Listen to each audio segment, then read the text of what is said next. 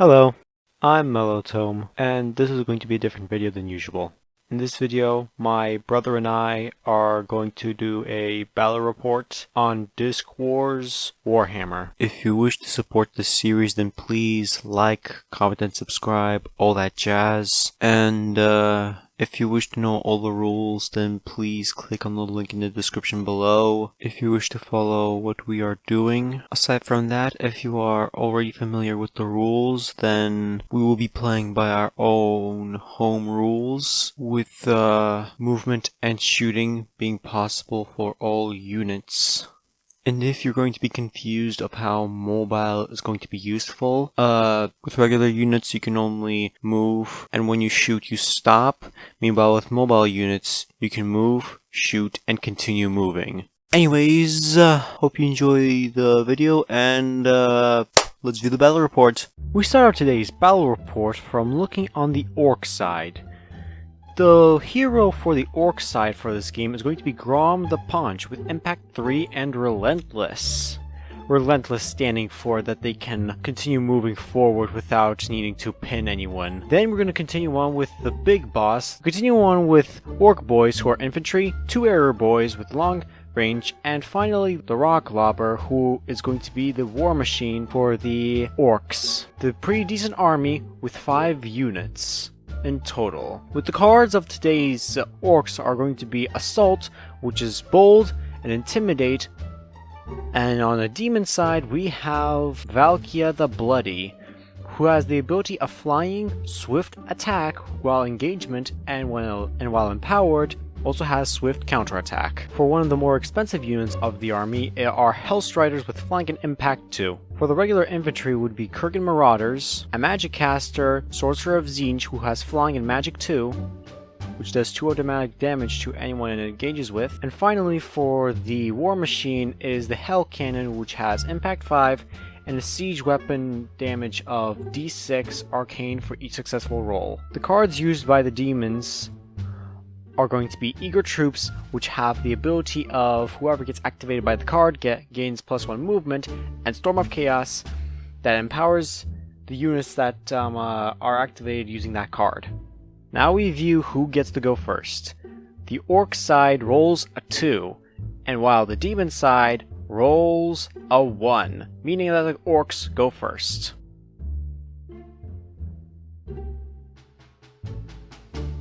Returning back to the battlefield, the Orc side first places the Rock Lobber onto the objective point. The reason that is important is because at the end of each turn, if one of your units is standing on the objective point, you gain a point. There's also a rule that once you kill an enemy hero, you also get a point. The Orc side decide to shift back the Rock Lobber so that they could have more space to use their other units. Therefore, they place both of the Error Boys in front of the Rock Lobber, but not in front of it so that it would cover its sight. The next unit that will be placed down would be the Orc Boys and the Big Boss.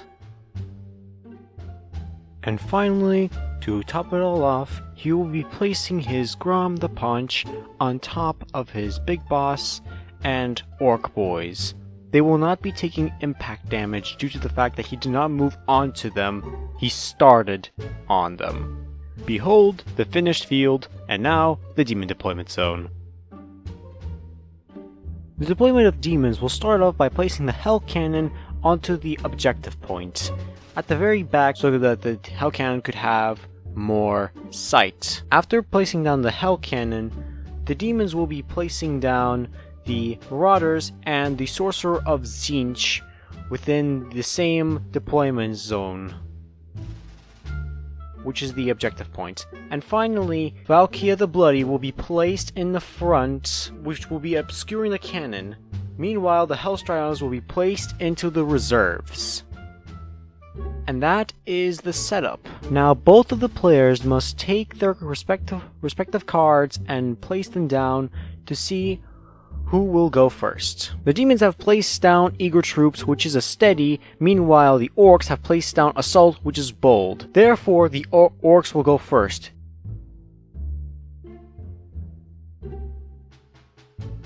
And now we proceed to the first round of the Orcs. To start off the Orcs round, Grom the Paunch will be moved forward. Since his movement is 5, he will stop only at 5 flips. The next unit that will be activated will be the Orc Boys, who will be moved forward 5 times towards the objective marker while strafing off.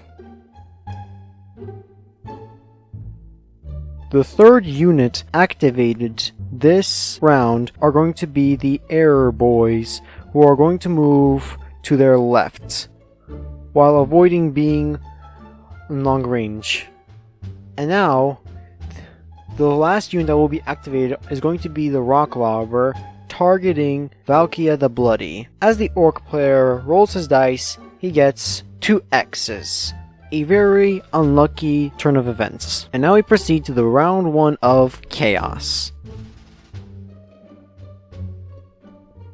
To start off the round of Chaos, the Demon player will be moving the Sorcerer of Tzeentch over the wall towards the Error Boys. And since the Sorcerer of Tzeentch is flying, they ignore terrain. After having the Error Boys within medium range, the Sorcerer of Tzeentch activates his magic, causing 2 automatic wounds. Apologies for cut footage. For all the cut footage that there was, Valkia has moved towards Grom the Paunch, meanwhile Hell Cannon has strayed right in order to avoid crushing the Marauders and firing its cannon at Grom the Paunch, only having 1 success, now rolling a d6 to decipher how much damage it does to him. Rolling a 6, breaking one of Grom the Paunch's shields. No excess damage can be done to the main body after a shield break. And that concludes the first activation of Demons.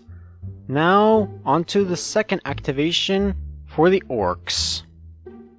After contemplating the entire battlefield, the Orc side has decided to move the big boss towards the Sorcerer of Tzeentch. After completing its movement, the Orcs player decides to start moving the other Error Boys unit towards the central point, and then proceeds to shoot the Sorcerer of Tzeentch using 2 dice. He rolls a Chaos, meaning that he missed, and then rolls an X. Therefore, he does not hit Tzeentch even once.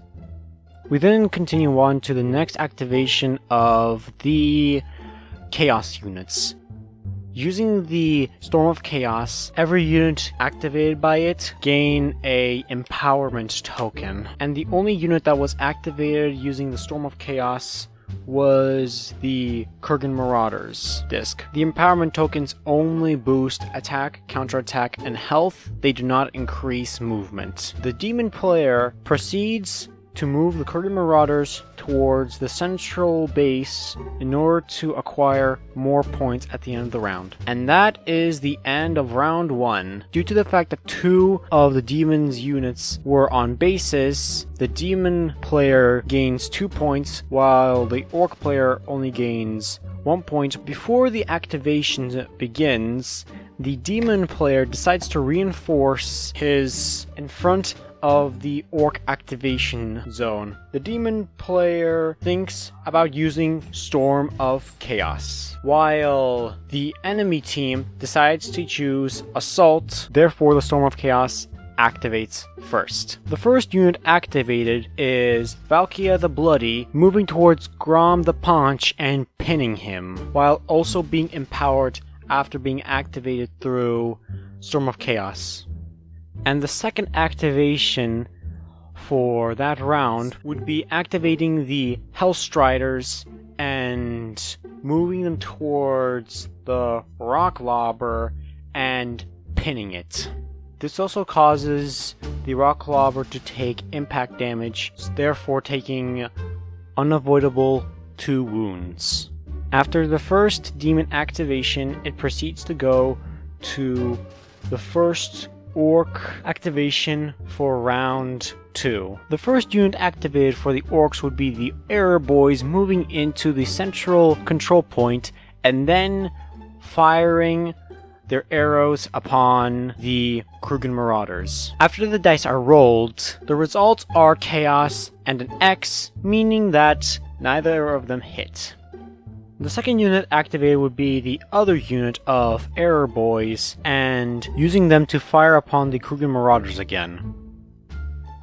The dice once again resulting in Chaos and an X.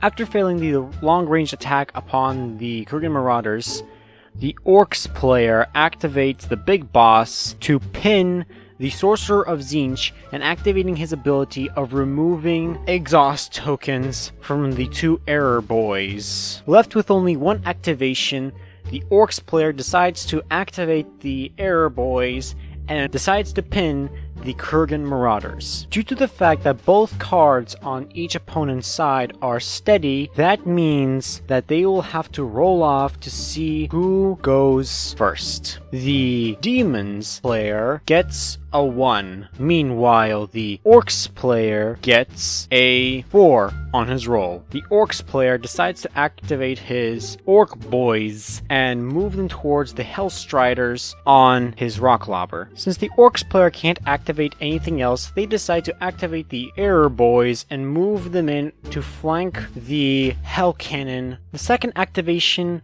of Demons starts from using the magic power of Sorcerer of Tzeentch, doing 2 damage to the Big Boss, causing it to gain 2 automatic wounds. The second unit that the Demons player is going to activate is going to be the Hell Cannon, first attempting to hit the Orc Boys after seeing that they are being blocked by the walls, then targeting the Rock Lobber. After rolling the 3 dice, it gets a miss, which then would be targeting the Hellstrider since it's the closest unit to the Rock Lobber. And since it hit it, that means it has to roll how much damage it does to it, and it rolls a 6!